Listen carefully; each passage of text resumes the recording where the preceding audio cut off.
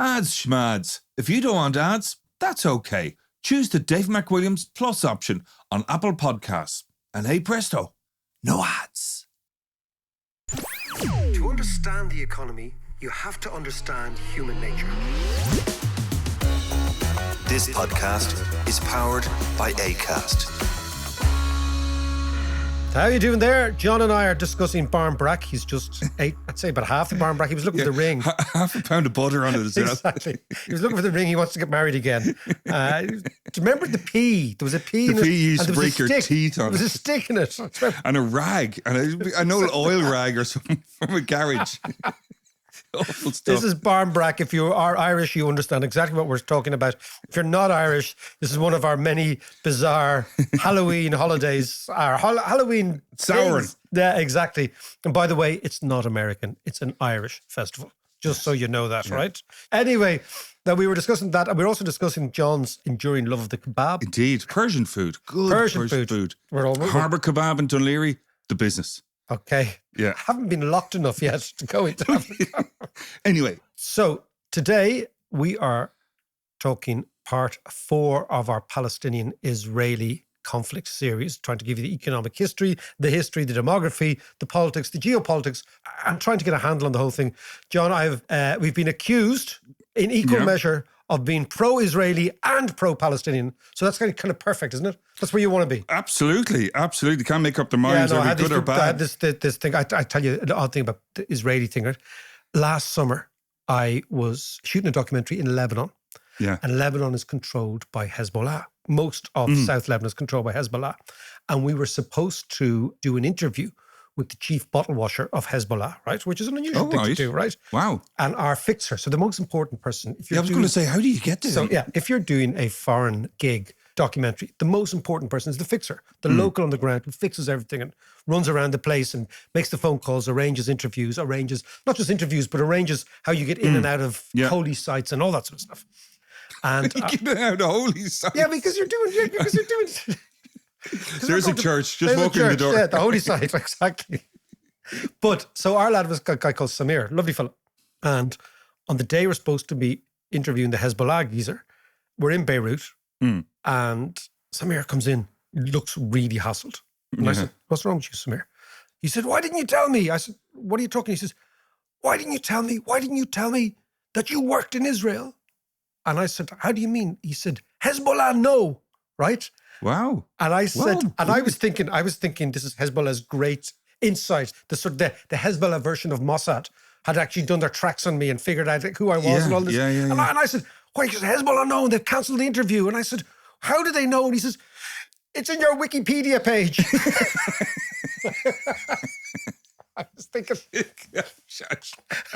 I was thinking, hats off to the intelligence service at Hezbollah. David McWilliams, who is he? Wikipedia. Yeah, because my Wikipedia page, Wikipedia page is written by people who either hate you or love you, but it's all mad. It's a big jigsaw of mentalness, right? Anyway, we are going to do part 4, John, right? Yes, indeed. And by the looks of things, we may well do part 5, part 6. Oh but my let's God. just hope that we finish this at part 4 of the Israeli-Palestinian conflict. Okay, well, just to recap from where we left off in part 3. Part 3, we spoke about basically the period from the 1990s up to the rise of Israel as the kind of tech giant in the world, but more specifically about the Oslo Accord and why the two-state solution didn't work. But we also covered the likes of the rise of the extremists on the Arab side and the collapse of the kind of reasonable centre ground in Israeli politics. And hence comes Netanyahu and his... And Hamas on the other side. Yes, yeah. The role of demography in the region, with more or less equal numbers of Israelis and Arabs of about 7 million each, you were saying? The whole, if you take Gaza, the West Bank, Israel proper, you've got about 7 million Arabs and about 7 million Jews. Yeah. And then we spoke about 9/11 and the impact of 9/11 and how the Americans handled 9/11 going into Afghanistan and Iraq and, all that, which basically led to the weakening of America. Yeah, ironically, they ended up being weaker than they were, So now we want to look at what's happening now in more recent years, like the Abraham Accords and kind of these new emerging a nurturing of relationships between the Saudis and Israel and what impact that's going to have on the region. But that might all be for now, given the current conflict. Yeah. So let's talk about now then, Mac. Okay, we'll talk about now, and in typical fashion, we talk about now, but we're going to start 2,000 years ago. Okay. I want to take you to a place called There's nothing new there. Masada. This story is going to involve King Herod, Right. a bunch of Jewish zealots, Okay. Pablo Escobar, Right. Vespasian, Yeah. Hamas, Gaza, Netanyahu, and all the players, right? Okay. So Masada is the biggest visited tourist site in Israel, okay? It is on a rock in the Judean desert, which is to the south of the West Bank, looking into the Dead Sea. It is a historic, archaeologically fascinating place. On top of this massive rock is a fortification. That fortification was built by Herod in 30 to 40 AD. Right. Just after King Herod, right. Just after Jesus died. Right, Just okay. after Jesus was crucified. King Herod. Why is he building a fortification there? Because the Romans are occupying the area. And Herod is the king of the Judeans and the people from Galilee and that area, right? But he is in effect a Roman gopher there. Yeah. The Romans have taken over and he's their man doing their bidding. So he'd be like the Lord Lieutenant in Ireland when Yes. the English Yeah, were yeah, occupying this gotcha. place. Yeah. So that's Herod, right? Yeah. Now, side by side with Herod, okay, Herod is trying to negotiate, how do we get the Romans off our back, but how do we keep this a Jewish homeland, la, la, la, la, la. He's trying to figure out the whole thing, right? There are a bunch of geezers, John, called the Scitari or Sciari. Right.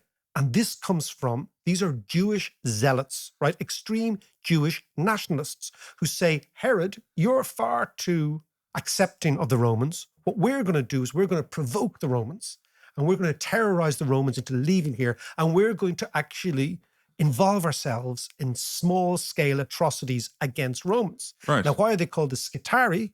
Is because Scitari comes from the Hebrew word sciari for a knife. And this all comes Okay, from, all right. you've heard the expression cloak and dagger. Yeah. Cloak and dagger comes from these guys. So what they did was they would go up and they would stab and assassinate Romans with their daggers, their sciari, and then put them under their cloak and disappear into Okay. the crowd. So these were the original hitmen. Yeah. And the reason I say hitmen is because the Latin American word for a hitman is sicari, Right. for a hitman. And who was a hitman? Pablo Escobar. He started his life before Narcos as a sicari, Oh, right? that's brilliant. So, Yeah, yeah. so the sicari were this splinter group, Yeah. which were an extreme Jewish nationalist group that wanted to provoke the Romans into a counteroffensive that would be so unbelievably disastrous for the Jews that the Jews would rise up and they would defeat the Romans. Right. So that was the tactic, which is a classic independent struggle, terrorist, counterinsurgency, whatever you want to call it, Yeah. right? Yeah. The Romans, eventually, the reason Israelis go to Masada is Masada was the site of the mass suicide of the last 960 Sicaris, right? Where they threw themselves off the cliff of Masada rather than be captured by the Romans. But why did they do that? How did that come about? So they provoked the Romans in the same way as all freedom fighters, terrorists, whatever you want to call them, depending on which side of the fence you are. Vespasian is sitting in Rome, right? So Vespasian's the first emperor of the Flavian dynasty. Right. And he takes over from the Claudian dynasty. The Claudian dynasty, Augustus and all those sort of geezers, right? They were basically the family of Julius Caesar. Okay. Yeah. They end up being corrupted, the last one of which, of course, is Nero. We all know the guy who was playing the lyre Fiddling, at the geezer. So Vespasian is a man of action.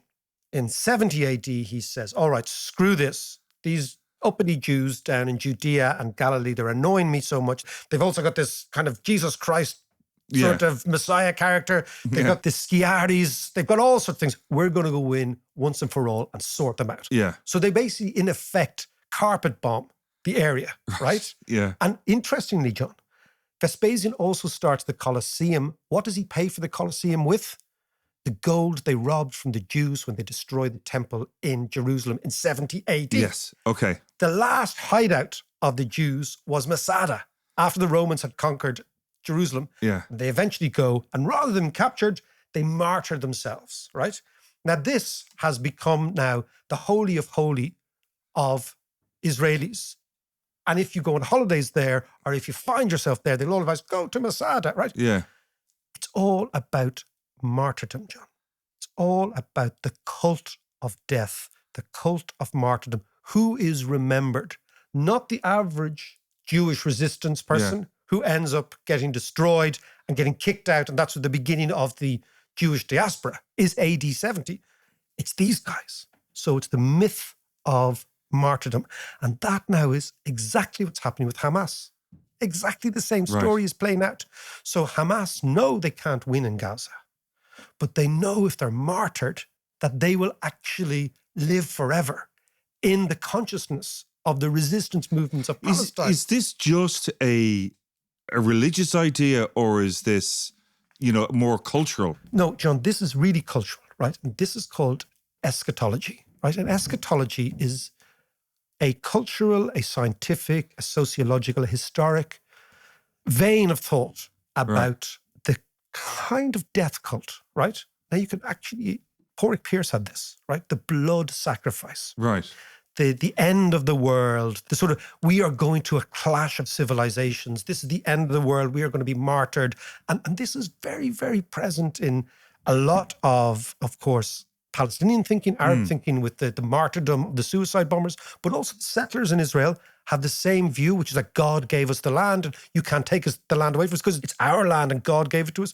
You also have it in extreme nationalist movements that will always believe And I suppose in blood sacrifice. the evangelicals in America, the Day of Reckoning is part of all that, all that stuff. In Russia, you have it too, the Orthodox Church, when they talk about Ukraine, this is our land, and it goes back, and this was part of the great Russian Empire, right? So this sort of thinking is what you're fighting against. So as opposed to Western thinking, which is kind of, we live for today and commerciality, and you make the best of it. We live for today. Life's short, so make the life's most short, of it. we make, so what I see in Gaza, if you really, really take altitude and you really try to understand what is going on a couple of levels, the Masada story is all about the obsession with martyrdom and how martyrdom lives on beyond the generations. Right. As we see Israelis going to pay their homage to this place where 960 loons ended up throwing themselves off a cliff. Now, interesting of loons, you know who else was one of these? Ooh. Judas Iscariot. Judas Iscariot, the man who betrayed Jesus. The Iscariot is thought to come from Sicario. That he was one, because they were a secret society. And they existed in Palestine and Galilee and Judea all during Jesus' time because they were a resistance movement against the Roman occupiers. Today, Hamas are the Sicarios, right? They are an extreme resistant movement against Israeli, what they would describe as occupation, colonialization, all that sort of stuff, right? So it's fascinating to me that in the region, this thinking endures. And it doesn't really endure in other parts of the world, right? It's very, very, very strong in this region. Yeah, it is. And as you say, it kind of transcends religion. It transcends religion, It's in Islam, it's in Christianity, it's in Judaism, it's in all that kind of stuff. But they must have thought, though, that Jesus himself then was the ultimate kind of eschatologist. Yes. Because he died on the cross. I am God. Exactly. Like, you guys are going around stabbing Romans, right? Yeah. I'm going one better than everybody else. I might not look at, I'm God, man. Yeah. Right. But my point is, if you see what's happening today, the echoes of history are there all the time. Now, it's very, very clear if you go to today, you have this sort of, again, eschatology sort of view, which is that this is the war of civilization. This is the day of reckoning. This is the battle to end all battles. As Saddam said, the mother and father of all battles.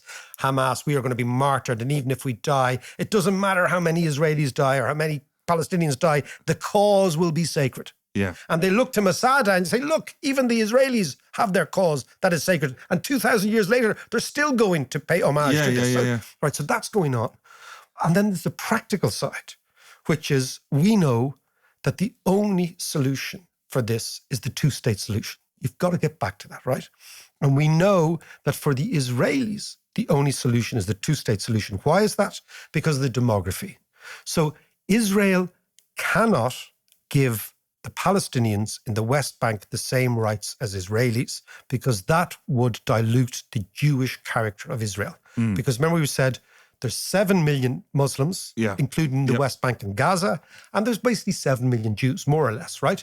So the Israelis want to keep Israel, and I understand this, a Jewish majority, because that is the Jewish homeland, right? And we understand that because Jews have been persecuted over the years, they need a place to go. Yeah. But they cannot, therefore, allow the Palestinians full rights. Because if they allow the Palestinians full rights, the Palestinians will have a vote and basically it'll be 50-50. So they have to do a two-state deal, not because they want to do it, because it's existential for them. So eventually, that's where we are going. So to date, we've tried this. We spoke about the two-state solution through the Oslo Accord in the 90s, which didn't work. But it doesn't work because of Hamas and Netanyahu. Yes. The bastard child of the Oslo Accord is Netanyahu on the Israeli side and Hamas on the Palestinian side. Yeah. Because it's Hamas sabotaged the accord simply by putting the suicide bombs in Israel after the accord. They undermined Arafat. Then, of course, by undermining Arafat, they focus Israeli attention not on peace, but on security. They then vote for the guy who says, I'm Mr. Security. Who's that? That's Netanyahu. So suddenly you have the center is called obliterated. The two-state solution gone. And these two alternatives facing each other off as they are doing now in Gaza.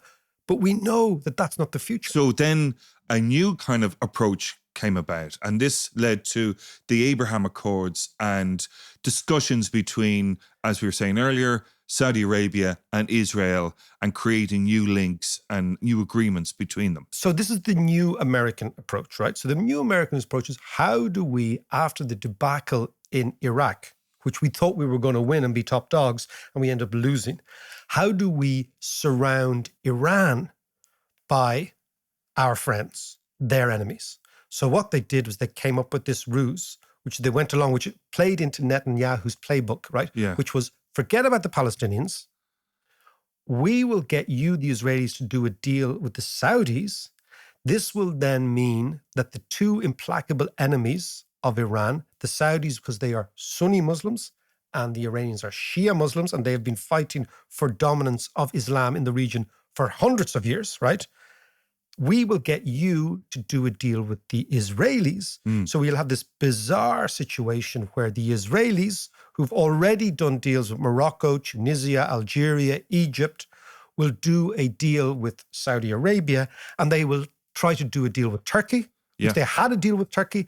And what this will do is this will surround the region with allies of America, unambiguous allies of America and opponents of Iran.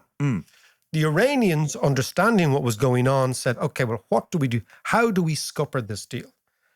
We scupper this deal by creating an axis of resistance. The axis of resistance is Hamas, Hezbollah, and Islamic Jihad. The other thing, of course, is going on in Hamas's head is, if the Israelis and the Saudis do a deal, and the Saudis say part of this deal is we're going to look after the Palestinians. So we're going to arrive in Gaza with a large checkbook, a Saudi checkbook. And that Saudi checkbook will be offered to the Palestinians as an alternative for the Kalashnikov of Hamas. And then, of course, Hamas is out of business because they can't compete with the checkbook.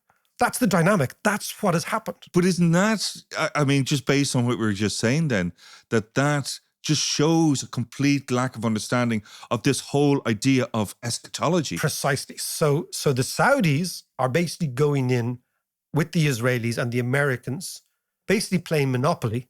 And the Hamas and the Iranians are not only playing chess, but they're playing God. And God and money are actually rubbing up against each other.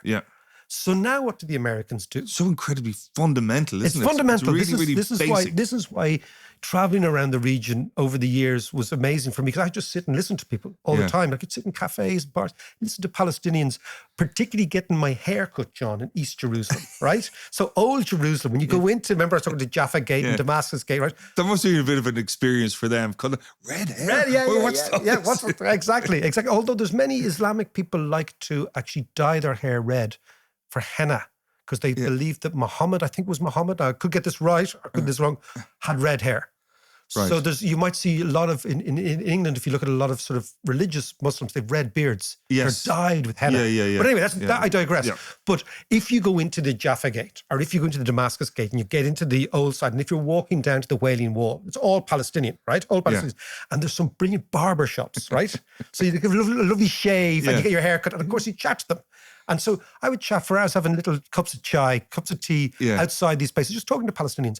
And they talk like this. And then you talk to Israelis and they talk like this. And you think, wow, this is a weird world that we don't understand. You've got God versus Mammon. These are fundamental clashes. Yeah. And of course, we in the West, we continue to talk about what I would call money clashes. So the Israelis are their settlers and they're colonialists. Our framework are the words of the 19th century. The European words of the 19th century, of which Zionism is part of that, because it's a 19th century European idea.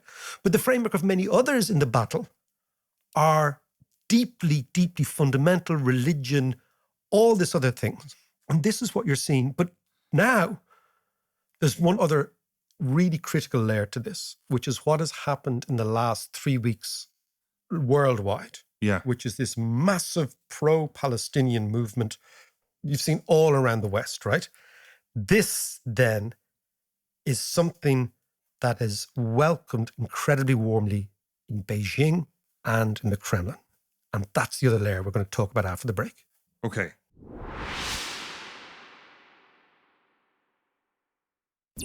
Mac, a number of weeks ago, actually months ago now at this stage, I don't know, I lose track of time, but we had Vikas Nath on. Yes. And he was speaking about the rise of India and all the rest. I know India's not part of this discussion, but he was describing a shift in the Middle East, like Saudi Arabia and all the Gulf states, from a Western view to an Eastern view.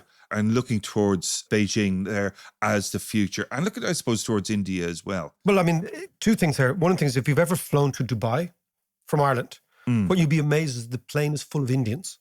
Yeah. Right? Yeah. So basically what you realize is that Dubai and the region is the access point from Asia to Europe. Yes. Yeah. And it's very Asian. It's very Asian. The other thing is, don't think the Indians are not in this fight.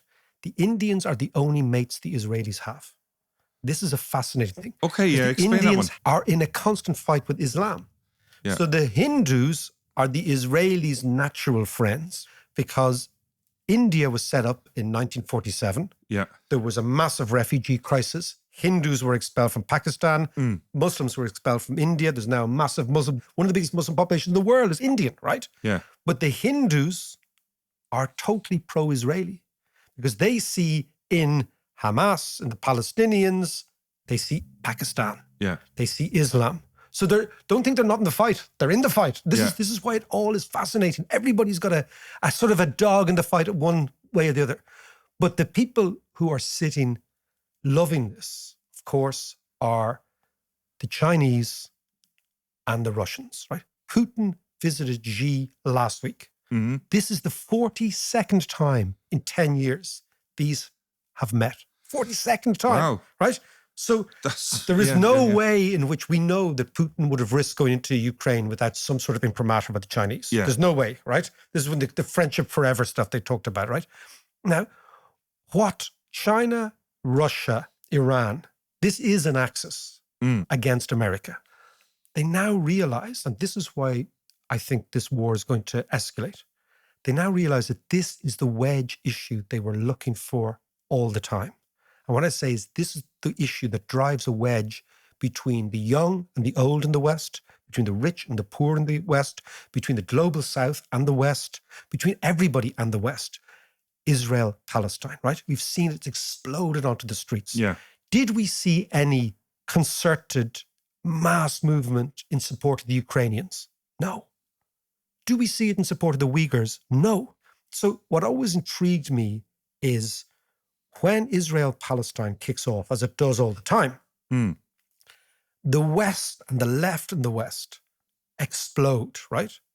So they never did this for the Ukrainians. Yeah, What happened to the Ukraine? right. Nobody went on a conference for the Ukrainians. Or a couple of Ukrainians did, right? Yeah. But nobody else, right? Nobody galvanized university departments. No academics were deploying words like fascists and settlers and colonists and imperialists, right? This is the wedge issue. And the Chinese and the Russians realize, and the Iranians, that this is the issue that will destroy the West. Because this is the one that divides the West. This is the one, look at what happened in the European Union. European Union, full scale behind Ukraine on the official level, right? Yeah. Now, France has a very different view to Germany. Belgium's got a very, very different view to Ireland. Spain has got a different view to Italy on Israel-Palestine. You have pro-Palestinian Europeans and pro-Israeli Europeans. Yeah. So if you're Putin and you're Xi, you're saying, man, this is it. This is the issue that we can destroy the Americans with and never raise a finger. So how do they do that? How do they... So they use leverage Iran. this? So basically they use Iran, and Iran uses Hezbollah, uses Islamic Jihad, and uses, of course, Hamas. Yeah. Now, it's not always Iran. Qatar is in there, but in general, it is the Iranians doing the training. So what the Kremlin and Beijing can do, they say, now we have the issue, and we're going to fuck the Americans on this issue, because this is the one issue that we now know in the last 3 weeks is destroying the coherence of the West, which we can't stand. And the West goes from Australia, Japan, Canada, the United States, Europe, okay? And large parts or some parts of Latin America, but increasingly not so much, right? This is the enemy for them. And they have been trying to figure out, where can we really, really destroy the West without attacking them? Israel. And this is where the Americans are stuck in a trap. So what does this look like then? So there's a thing in chess, right, called Zugzwang, okay? Now you're making this up. No, I'm not. Zugzwang is what happens in chess, where no matter what move you make, you lose. But you have to make the move. Right. Is that like checkmate? No, it's different to checkmate, because checkmate, you can't really move. Right. This one you can move, you can get out of it, but any move you make makes your situation a little bit worse. Okay. Now, very, very German, Zugzwang. Yeah. It's a good word as well, isn't it? It is. Okay. America and Israel are caught in that now. Because the Israelis, I can feel from talking to Israeli friends who are not radical, who cannot stand Netanyahu, but they have been radicalized by this attack on the 7th of October, right? They do not see the equivalence because they are blinded by rage, they are blinded by humiliation. This is a massive humiliation for the Israelis. This is a huge shock for them. Yeah. A massive shock, because they depended I remember that La La Land I was explaining, the La La Land of living in Florida with the reservations. Yeah. That was all based on the absolute certainty that their army was better than everybody else. Yeah. And their technology was better And than their everybody. technology, that was And it. now they realize that Hamas not only outsmarted their technology, but Hamas got into Israel not by using technology, by using bulldozers. Like 20th century technology. Yeah. So now the Israelis are completely shocked. So they can't see straight at all.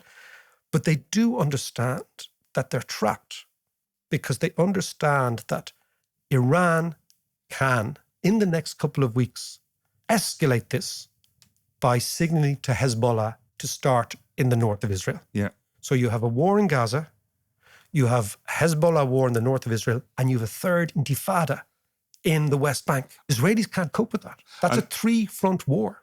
Absolutely. And as you said before, that's their absolute nightmare. But if Hamas can launch 5,000 rockets in a 24-hour period, wherever they got them from.